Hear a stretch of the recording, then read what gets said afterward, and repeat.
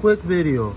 So today, me and my coworker are working on a Volkswagen Tiguan, and the mount bolt here, you see, oh man, tool don't fit.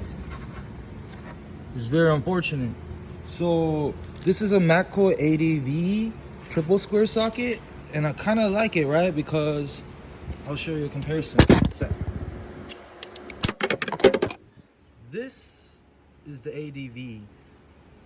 This is larger than the top. The one my coworker had is smaller, so you can't really fit in a wrench. So what we had done to rectify the situation was we put a wrench through it like this. Oops, my bad everyone.